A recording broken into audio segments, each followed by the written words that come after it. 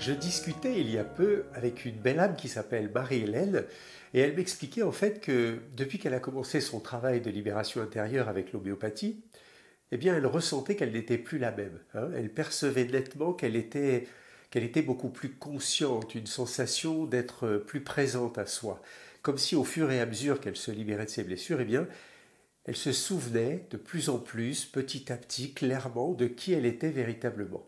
Et elle me dit, je me souviens de qui je suis. Alors l'homéopathie est en fait un outil énergétique, hein, une fréquence vibratoire si vous préférez, qui agit sur ce qui est également vibration. Elle agit sur le principe de similitude. L'homéopathie, c'est la similitude. Plus vous avez de ressemblance entre la vibration d'un remède et celle du souffrant, au plus, bien sûr, ces deux vibrations, ces deux fréquences, eh bien, se ressemblent et donc elles s'attirent. Et c'est ça, en fait, le principe. C'est la fréquence la plus élevée en puissance qui va bien sûr effacer, annihiler la puissance la plus faible. Elle s'attire, elle se colle et la plus forte gagne. Et ce qu'il faut bien comprendre ici, en fait, c'est que je vous parle d'une part d'une fréquence, on va dire par exemple la fréquence désagréable, une empreinte traumatique, énergétique, hein, de tout ce qu'on a vécu comme blessure, celle qui provient en fait sous la plupart du temps de la souffrance des malades, c'est bloqué dans l'histoire de la vie des malades, mais d'autre part de la fréquence curative du remède homéopathique. Si je prends l'exemple d'un remède que tout le monde connaît bien, puisqu'on va prendre Arnica, eh bien on sait que lorsqu'on prend un coup violent, un choc avec un gros bleu, voire même des fois des hémorragies, eh bien Arnica est un des remèdes en homéopathie capables de libérer la douleur, mais également l'hématome et de faire disparaître tous les bleus. Donc vous voyez la similitude entre le symptôme douloureux et l'action de la fleur toxique, car au départ, l'arnica, c'est toxique, c'est un poison. L'arnica des montagnes, qui elle aussi est capable, à forte dose forcément, eh bien, de produire des douleurs toxiques, douloureuses, des douleurs contuses, je cherchais le mot, des hématomes. Et une fois la substance de la plante diluée plusieurs fois, en homéopathie c'est ce qu'on fait, eh bien, on obtient le principe actif énergétique. Et son principe actif, c'est bien sûr l'inverse de la toxicité. Et par effet de similitude, vous donnez l'arnica à un patient qui a des coups, des bleus et des hématomes et des douleurs, eh bien cet effet de similitude va faire disparaître en fait les symptômes du malade. Et ça ne s'arrête pas qu'au plan physique d'ailleurs, puisqu'on sait aussi qu'arnica soulage également ce qu'on appelle le bleu de l'âme. Vous voyez que c'est quand même joli, le bleu de l'âme. Arnica, c'est un remède de surmenage pour les hommes d'affaires un peu trop surmenés. Limite burn-out, vous voyez, quand ils sont à la limite du burn-out, vous leur donnez arnica et vous libérez en fait le trop plein d'excès de surmenage. Et ça fait beaucoup de bien. Mais par exemple, pour obtenir la disparition de la vibration, si je puis dire, de cette douleur et de ces hématomes, cette vibration désagréable, la puissance de la fréquence homéopathique, ou du remède arnica, si vous voulez, doit être plus élevée que la puissance du trauma. Hein, ce sont les deux mêmes vibrations, elles se ressemblent, donc elles s'attirent, c'est le principe d'homéopathie, homéo semblable, pathos, pathologie semblable, hein, mais c'est la plus forte qui gagne en quelque sorte, la plus forte en puissance qui fait disparaître la plus faible. Et donc la fréquence médicinale, si je peux dire ça comme ça, doit donc être toujours plus forte que la puissance de la souffrance pour libérer le malade. Donc j'espère que cette explication assez simplifiée est un peu plus claire pour vous tous et que vous comprenez comment fonctionne maintenant l'homéopathie. Cette action, vous l'imaginez, bien sûr, ne se fait pas en une seule fois. Oui, surtout quand une personne malade arrive avec plusieurs problèmes, des problèmes qui sont liés à son passé, à son histoire, c'est toute une enfance de souffrance, par exemple, et cela va prendre du temps pour libérer le patient, c'est évident. Mais petit à petit, on arrive à retirer couche par couche, dose après dose homéopathique, c'est le cas de le dire, on arrive à retirer les souffrances, on arrive à retirer les peurs, on arrive à retirer la colère ou le manque de valorisation, le manque d'amour, l'abandon, les abus sexuels, bref, tout ce qui vient charger nos petites âmes quand on arrive sur la terre. Et tout ceci est un poids à porter, eh bien vous pouvez vous en libérer.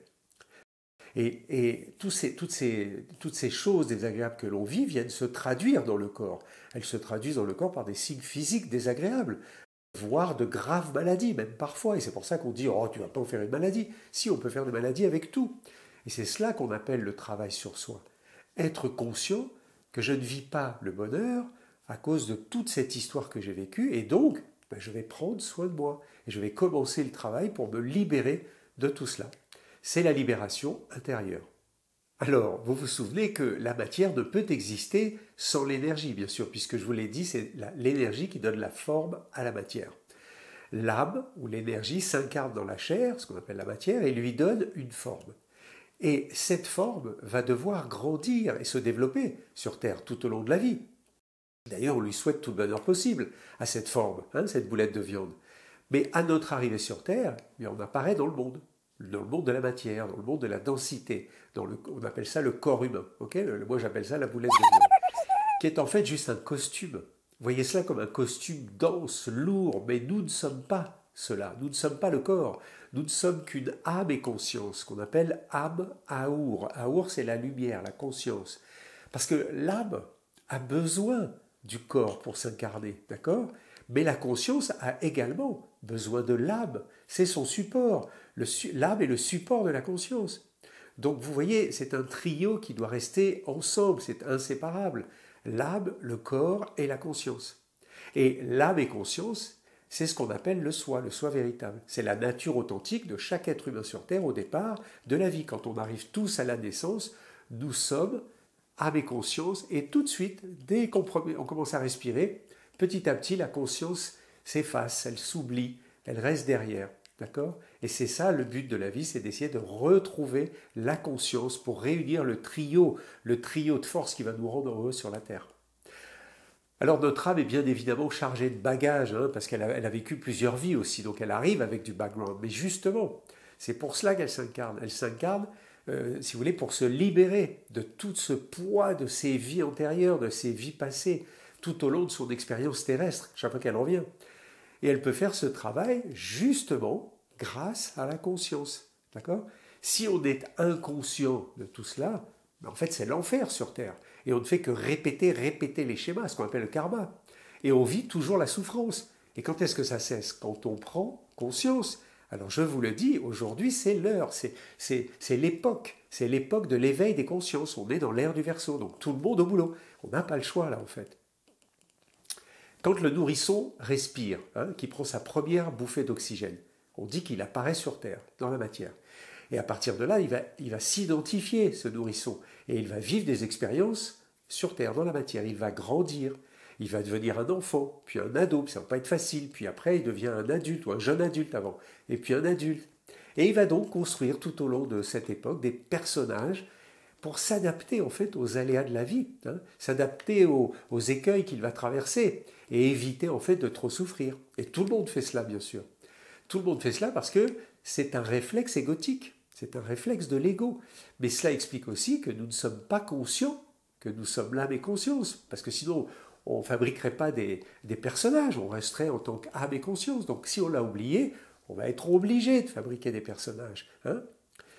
Nous sommes l'âme et la conscience au départ, c'est ce qu'on appelle le soi. La première fois qu'on respire, on n'est déjà plus l'être de départ. Dès qu'on arrive sur Terre et qu'on respire, c'est fini. On oublie l'être. Dès la naissance, en fait, l'être disparaît. C'est paradoxal, je sais, puisque c'est exactement le même moment où le nourrisson apparaît. Ben oui. Mais naître, le verbe naître, ça peut aussi s'écrire N', être. D'être, d'accord? C'est-à-dire non-être. Donc cela voudrait dire que dès que je nais, en fait, je ne suis plus. Alors pour clarifier, dès que je nais, je perds la conscience de qui je suis.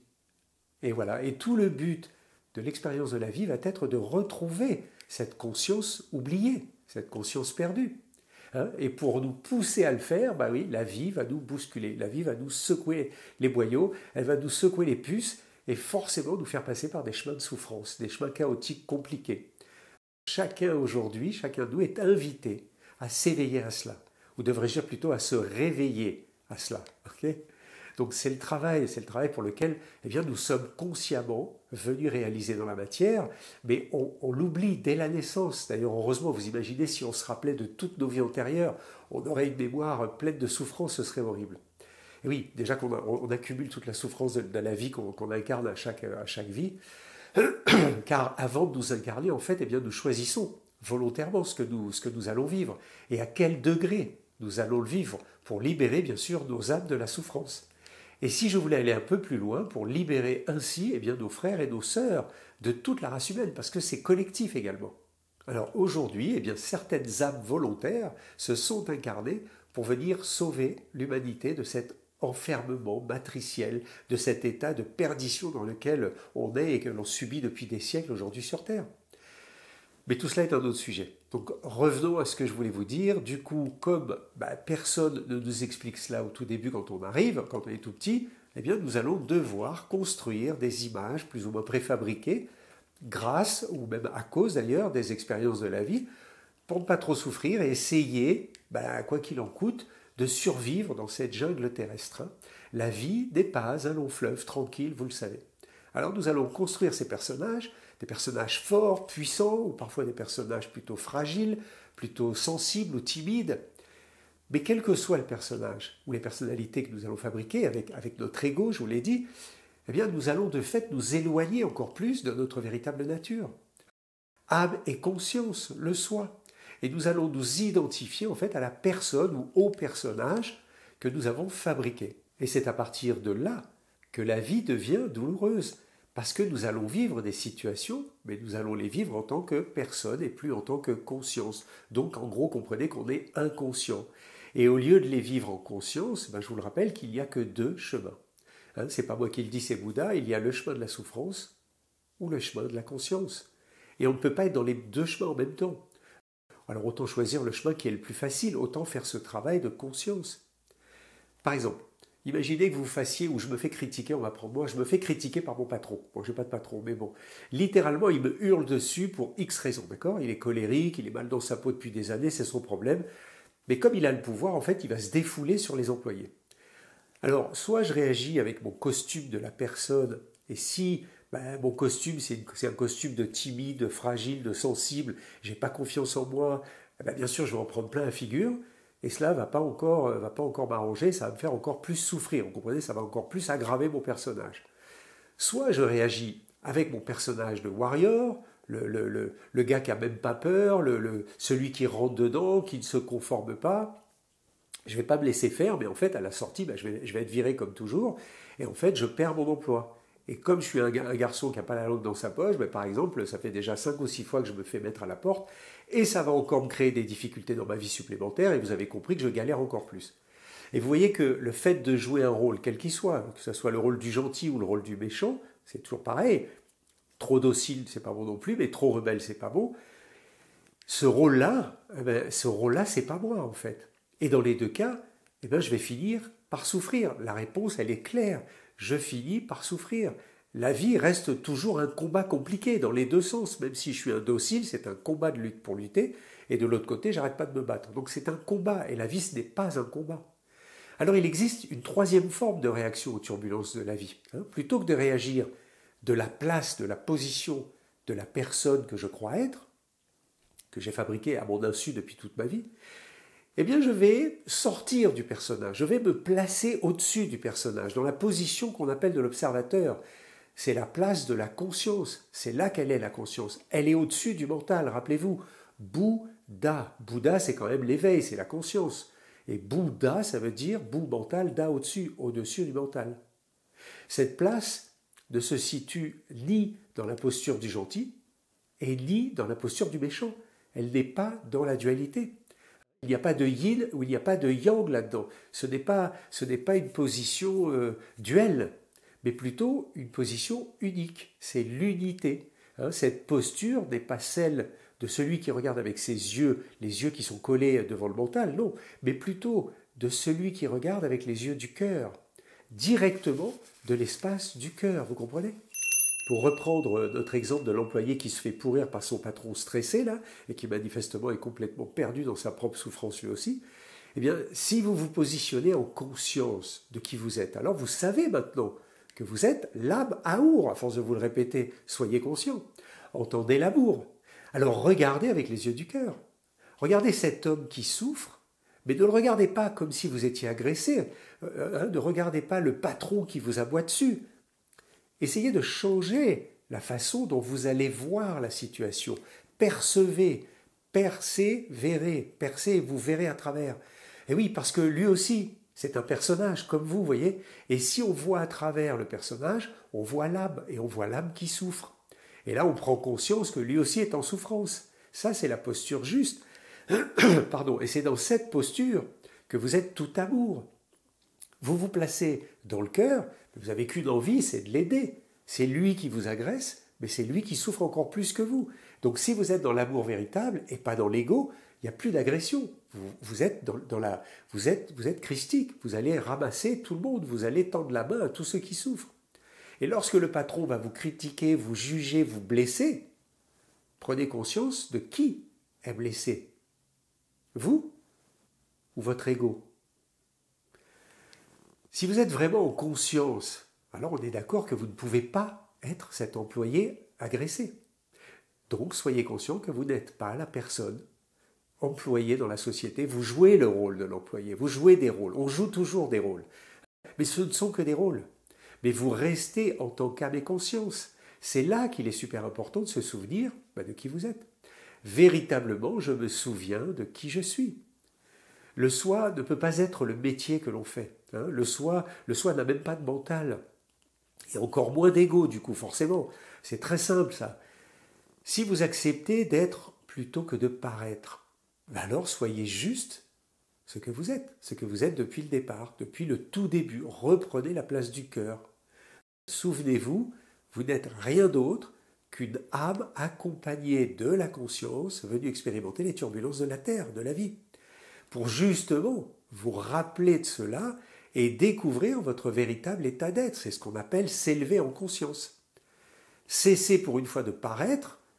Quand on arrive sur Terre, en fait, on apparaît, d'accord? Et lorsqu'on quitte ce monde, on dit qu'on disparaît. Donc la vie, en fait, ce ne serait juste que paraître. Mais paraître, je vous le rappelle, c'est pas être. La Terre est une sphère école où les âmes perdues viennent apprendre à retrouver leur pureté originelle. Et oui, la quête, mes amis, c'est de retrouver cette lumière d'âme, tel un alchimiste qui transmute la matière première en or, vous savez, dans son petit creuset. Il brûle à très haute température, il épure la materia prima, comme on dit, jusqu'à voir apparaître l'or. Et quand je dis l'or, ici je parle de l'aurum metallicum, aur, A-U-R, qui veut dire en fait lumière. Et ça vient de aurore, auréole, aurélien, aurélie. Ne parle-t-on pas d'un gisement aurifère, par exemple. Donc, cet apprenti alchimiste doit passer par de nombreuses épreuves. C'est compliqué de faire de l'alchimie. Ce sont des étapes difficiles pour réaliser la pierre philosophale. Et ce travail de transmutation, de changement d'état, ça vous prend plusieurs années, parfois même toute une vie.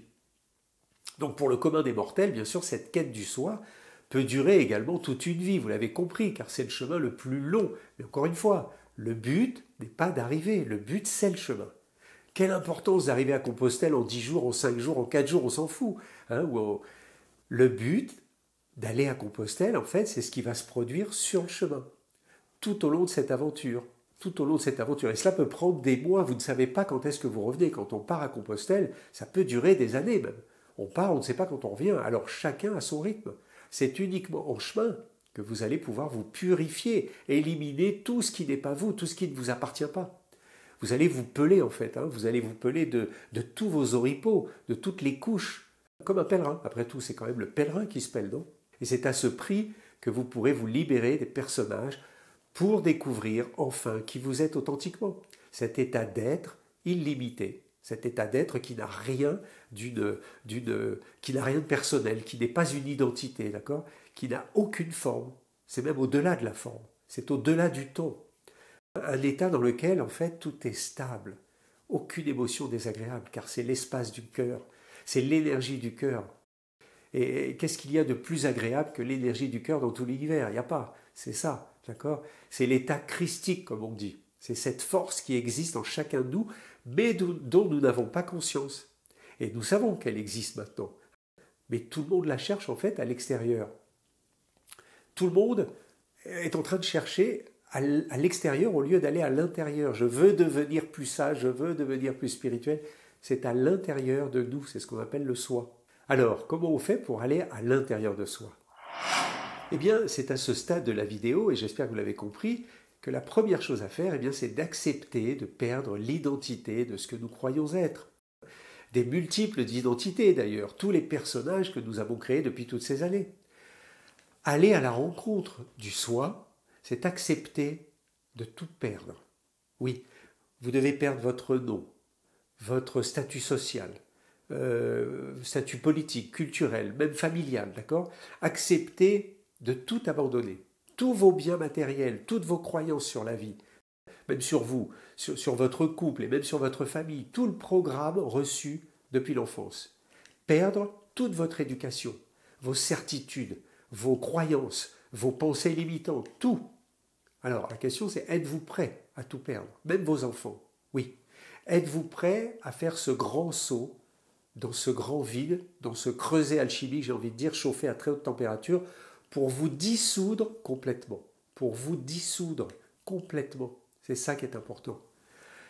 La vie n'est pas vouloir de résoudre les problèmes. La vie, c'est dissoudre, tel un dissolvant, tout ce qui n'est pas la réalité. Entendez le mot réalité. Réalité, d'accord? Et dans la mythologie grecque, Réa, eh bien, c'est la mère des dieux, ainsi que la déesse de la maternité, de la fertilité, et même de la douceur de vivre, on dit. Elle est la fille de Gaïa et d'Ouranos, deux dieux primordiaux qui représentent respectivement la terre et le ciel. Et lith, qui vient du grec lithos, qui est en fait la traduction de la pierre. Une litho à l'origine, c'était une reproduction par impression sur une pierre calcaire, tout simplement. Donc quand vous entendez réalite, ça veut dire la déesse dans la pierre. Ou entendez la lumière dans la pierre, la lumière cachée à l'intérieur de la pierre. C'est ce qu'on appelle la pierre philosophale chez les alchimistes, d'accord? Connaissez-vous d'ailleurs l'acronyme qu'utilisaient tout le temps les alchimistes? Vous savez, vitriol, vous avez peut-être entendu parler de ce mot-là. V-I-T-R-I-O-L. C'est tiré de la maxime latine Visita interiora terrae, rectificando in vines, occultam lapidem. Cette phrase veut dire juste que visite l'intérieur de la terre et en rectifiant, tu trouveras la pierre cachée. On peut dire aussi plonge au cœur de la terre et en purifiant, tu trouveras la pierre occulte, la pierre cachée, la pierre philosophale. Eh bien, c'est toujours et encore la même idée de la quête intérieure, de la découverte d'une vérité ou d'un trésor caché à travers cette transformation, à travers cette dissolution ou cette purification, si vous voulez. C'est la même histoire que les nains dans Blanche-Neige avec Walt Disney, d'accord? Les nains qui creusent à l'intérieur de la terre pour trouver des pierres précieuses. C'est génial comme truc, c'est drôle comme histoire, non? Et s'il y avait un message, en fait, derrière ce conte, un message que l'on rappelle à tous les enfants de la terre, depuis qu'ils sont tout petits, un message sacré. En fait, les nains ne sont pas des nains dans l'histoire, ce sont des gnomes. Et gnome, ça vient du grec gnosis, qui veut dire la gnose, et qui signifie en fait la connaissance.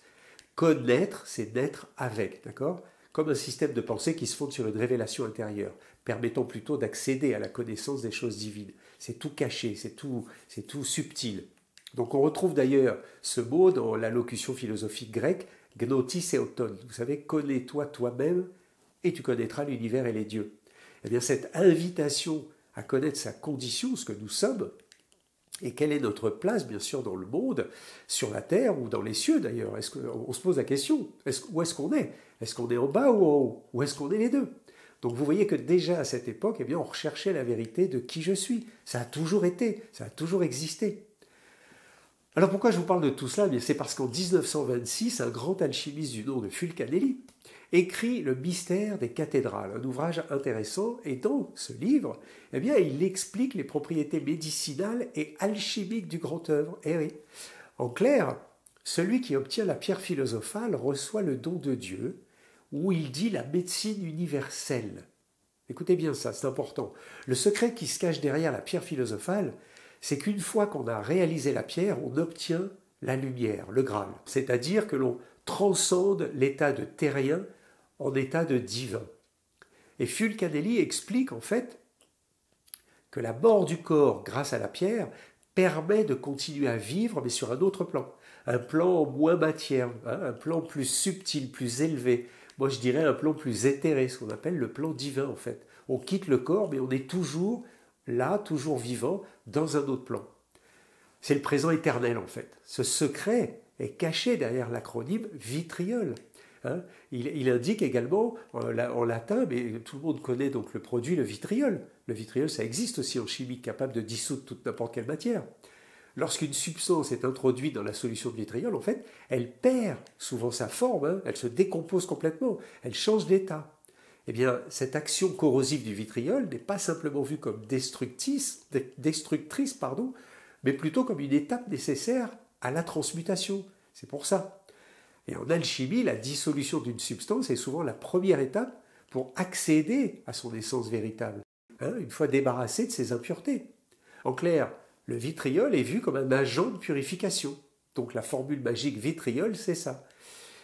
Une fois que la substance d'origine a été purifiée, comprenez qu'une fois que l'ego est purifié, et il a disparu complètement, mais que reste-t-il? Que reste-t-il? Ce qu'on ne peut pas enlever. Une fois qu'on a retiré tout et l'ego, qu'est-ce qui reste? La lumière qui se cachait à l'intérieur, ou qui était plutôt obstruée à l'intérieur de toute cette matière. Eh bien, nous sommes sur Terre pour nous confronter en fait à la dualité de notre propre existence. Eh oui, la vie ou la mort, l'ombre ou la lumière, l'ignorance ou la connaissance. Eh oui. Le vitriol des alchimistes est un rappel explicite de la démarche introspective que chacun de nous doit accomplir pour trouver sa reliance au soi originel. Ce sont les 7 étapes alchimiques. Alors je vous renvoie là à ma vidéo numéro 17, j'en avais déjà parlé. Allez la voir. Cette inscription nous invite à un retour sur soi-même, en 7 étapes. Et vous pouvez les faire tout seul, il n'y a pas besoin d'aller chercher à l'extérieur. Bien sûr que de vous faire accompagner, c'est mieux. C'est un retour sur soi, c'est un pas vers l'ego, mais vers le véritable, pas vers l'ego, pardon, mais vers le véritable soi, hein, pas vers l'ego justement, à l'exploration des profondeurs de son être, symbolisé par ce qu'on appelle la terre intérieure. Va au fond de la terre, visite la terre intérieure. Ce voyage est à la fois une mort symbolique en quelque sorte, celle de l'ignorance et des imperfections, mais aussi une renaissance potentielle vers cette lumière, vers la connaissance et la sagesse quelque part. Et l'acronyme vitriol se présente comme une clé, voilà, non seulement pour déchiffrer les arcanes de l'alchimie, d'accord, mais également en fait pour naviguer dans cette vaste mer de la connaissance de soi et de l'univers. Connais-toi toi-même et tu connaîtras l'univers et les dieux. Voilà, c'est ça que ça veut dire. D'ailleurs, ce rappel puissant de la nécessité de cette introspection profonde et de transmuter la personne, elle est au cœur aujourd'hui, on le découvre, de nombreuses traditions spirituelles et philosophiques. C'est connu maintenant, tout le monde en parle. Mais ce que très peu de gens connaissent, ce sont les 2 mots en fait qui terminent l'acronyme. Ils ne sont que très rarement prononcés. En fait, c'est visita interiora terrae, rectificando in vines, occultum lapidem, et derrière on rajoute veram medicinam, ce qui signifie qu'en plongeant dans notre profondeur, ce que la terre symbolise l'être profond, on ira alors à la rencontre de qui nous sommes. Rectificando, ça veut dire on doit se rectifier, s'aligner. C'est en nous libérant de ces illusions, de ces blessures, de tout ce qui nous a pourri la vie, en fait, que nous allons nous éveiller à notre véritable soi.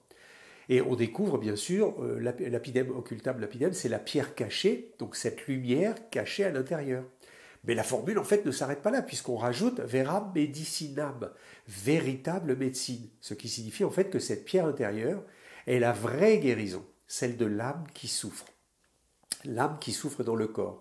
C'est ce qu'on appelle en fait la souffrance ou la souffrance, la souffre en soi.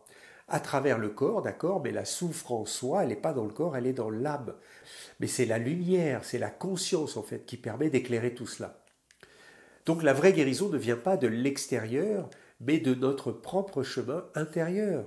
Et en nous connaissant profondément, on s'aligne avec notre nature d'origine, notre nature essentielle.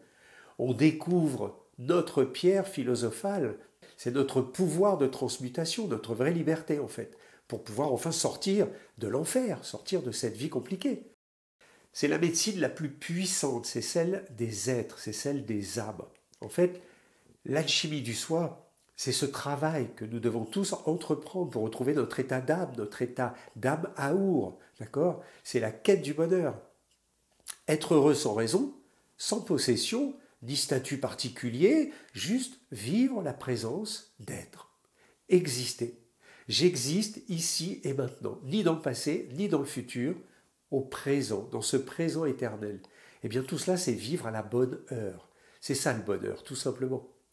Et donc les ateliers du soi que j'ai créés il y a maintenant un peu plus d'1 an sont spécifiquement en fait faits pour accompagner les chercheurs en quête de leur vérité. Cet accompagnement permet à chacun de comprendre ce que sont le corps, l'âme et la conscience. Parce que c'est un boulot quand même, c'est sûr. Ça s'apprend, on ne nous l'a pas appris et donc maintenant il faut rattraper le retard, j'ai envie de dire. Chacun de nous pouvons transmuter notre propre matière. Souvent c'est la maladie ou un drame ou un grave accident qui nous ouvre les yeux, qui nous indique en fait qu'on doit changer quelque chose maintenant dans notre chemin, parce que il n'est jamais trop tard. Enfin, pour certaines personnes, parfois c'est un peu tard, mais il n'y a pas de temps puisqu'on va se réincarner et se réincarner. Mais il est maintenant temps de prendre conscience. Les ateliers du soi, en fait, partagent cet enseignement simple, clair, très efficace, en fait. Il suffit juste, il n'y a rien à apprendre, il suffit juste de s'imprégner de cela, et ça va vous ouvrir à la conscience, sans aucun effort. Alors ce n'est pas une formation, surtout pas d'ailleurs, j'ai pas envie de former les gens. Au contraire, je cherche plutôt à les déformer ou les déformater. Donc il n'y a rien à apprendre avec le mental. Encore une fois, c'est un éveil qui se transmet par l'expérience. L'expérience, entendez le mot expérience, expert, en dehors du père, un, le un, en soi. En dehors du père, tu trouveras l'unité en toi. C'est ça qu'on doit rechercher. L'unité en soi. Alors n'hésitez pas à visiter le site, l'espace entièrement dédié à toutes ces âmes là qui sont prêtes à prendre soin de soi, soin d'elles. Mais non, ne faites pas semblant non plus. On ne fait pas semblant quand on fait ce travail-là. On fait semblant, vous savez, on ne peut pas vivre avec du semblant. L'être, il a besoin de sang rouge, donc on s'y met à fond et on le fait vraiment. Parce que c'est le sang rouge qui nous permet de vivre en équilibre sur la Terre. Donc je vous mettrai le lien dans la description, le lien du site si vous voulez aller le visiter. L'alchimie, donc, depuis toujours, en fait, est la véritable médecine. Voilà ce que j'avais envie de vous dire aujourd'hui. Un art de retirer les scories polluantes de la matière pour laisser émerger la pureté de cette lumière intérieure. À l'instar de la médecine homéopathique, d'ailleurs. La médecine homéopathique que l'on dilue, on la dilue avec grande industrie. L'idée est de diluer la molécule un certain nombre de fois dans de l'eau, petit à petit, et petit à petit, la molécule disparaît. Et ce n'est pas parce que la matière est invisible qu'il n'y a plus rien. Oui, on ne voit rien au microscope, mais pour autant, grâce à la physique quantique aujourd'hui, on prouve que dans l'eau, il n'y a pas du vide, il n'y a pas rien. Il y a quelque chose, et c'est plein de ce quelque chose qu'on appelle l'antimatière. C'est en fait une information invisible, impalpable, mais tellement puissante qu'elle peut, grâce à la mémoire de l'eau, bien sûr, venir réinformer toute matière vivante sur Terre. À partir du moment où il y a une matière, il y a toujours un peu d'eau dans chaque matière, H2O, eh bien cette eau informée va venir réinformer la matière et permettre à la matière de retrouver son harmonie et son équilibre. L'homéopathie, c'est une information ondulatoire et corpusculaire, exactement comme les ondes de votre téléphone portable ou le porte-clés de la voiture qui ouvre la voiture. C'est à la fois une fréquence ou une longueur d'onde et en même temps une onde constitué de photons qu'on appelle le quanta d'énergie. Le quantum d'énergie, c'est les photons. Donc les ateliers du soi vous donnent accès à toute cette connaissance et c'est à la portée de tous, de chacun de vous, pour vous guider, pour vous accompagner dans la transmutation vers votre être-té. Éliminer toutes les souffrances, mais sans effort, sans méthode, sans technique, sans rien, quoi. Mais surtout pas avec le mental, surtout pas d'ailleurs. Parce que ces ateliers, en fait, sont une invitation à revenir à la conscience, mais pas au mental, on ne cherche pas à comprendre. Être conscient, ça ne veut pas dire comprendre. Il n'est nul besoin d'avoir du savoir pour guérir votre âme, par exemple. Rappelez-vous, Rabelais, science sans conscience n'est que ruine de l'âme. Donc l'alchimie homéopathique, j'ai envie de dire, permet de transmuter de l'état de souffrance à cet état de conscience. Nous ne sommes pas la personne, nous ne sommes que le divin, caché sous les couches des personnages, sous les couches des souffrances qu'il faut maintenant dissoudre, tout simplement. Nous sommes la lumière de la source, appelez ça comme vous voulez, vous pouvez même l'appeler Dieu si vous voulez, moi ça ne me dérange pas. D'ailleurs, dans le livre de la Genèse, chapitre 1 au verset 26, Dieu dit « Faisons l'homme à notre image, selon notre ressemblance ». Et il est dit que Dieu créa l'homme à son image. Eh bien, ce n'est pas tout à fait vrai. Retenez juste encore une chose très importante d'abord ici, eh bien, c'est que personne n'a jamais vu le visage de Dieu. Mais les textes ont été très mal traduits. Donc on nous a fait croire qu'en fait, eh bien, nous étions faits à l'image de Dieu. Donc on lui ressemble, en gros, physiquement. Mais en réalité, lorsque Dieu crée l'homme, alors il sort du monde animal, l'homme, Adam, et il l'ensemence, il lui donne sa semence. Dieu, c'est la source, je vous le rappelle. Donc il lui donne l'énergie de la source, il dépose sa graine en nous. Donc nous avons une semence divine à l'intérieur de nous. C'est ça la traduction originelle. Cette semence qui nous donne en fait ce désir de dépassement. Quand l'homme est créé, il quitte l'état animal. L'animal, lui, n'a pas de désir de changement d'état, il n'a pas de besoin de se dépasser. Il est animal, il reste animal sans se poser de questions. Alors que l'homme, quand il devient homme, a ce désir de dépassement. Ce désir d'aller vers encore plus de beauté, encore plus d'intelligence, plus d'élévation de sa propre nature. Mais toute la difficulté, bien sûr, c'est comment je dois faire cela. Comment je dois faire cela sans tomber dans le piège du mental, dans le piège de l'ego. Parce que l'ego, lui, il veille, il est derrière, il veut garder sa place de souverain. Alors qu'en fait, je vous le rappelle, il n'est que le Premier ministre, c'est pas lui qui commande. Donc le vrai chemin pour faire grandir cette semence, eh bien, ce n'est pas le chemin du savoir mental, ce n'est pas le chemin de la compréhension, mais c'est le chemin intérieur. Ce chemin intérieur qu'on appelle le chemin de l'âme aour, de l'amour, la voix du cœur, la reliance à la source, à la connexion au divin, ce qu'on appelle la conscience divine. Et c'est ce chemin que je tente de vous indiquer ici sur cette chaîne YouTube, mais que je transmets aussi depuis maintenant près d'un an avec toute ma foi et toute ma connaissance et mon expertise dans les ateliers du soi. Voilà mes amis, je vais vous laisser ici et vous pouvez bien sûr réécouter encore cette vidéo. Si cela résonne en vous, bien sûr, vous la partagez aussi, merci beaucoup. Mais surtout, n'oubliez pas, vous êtes souverain, alors soyez souverain. Libérez-vous en fait de cette personne égoïque et soyez véritablement la conscience de qui vous êtes. Soyez dans votre être-té et pas dans le développement de votre personnalité, surtout pas. Alors, je n'aurais pas pu d'ailleurs parler comme ça il y a 2-3 ans, quand j'ai créé cette chaîne au tout début. Aujourd'hui, beaucoup d'entre nous sommes capables d'entendre toutes ces paroles, d'entendre ce message. L'humanité s'éveille de plus en plus vite d'ailleurs, et elle emprunte le chemin du soi, et c'est tant mieux. Donc il est grand temps de le faire, il est grand temps de prendre soin de soi.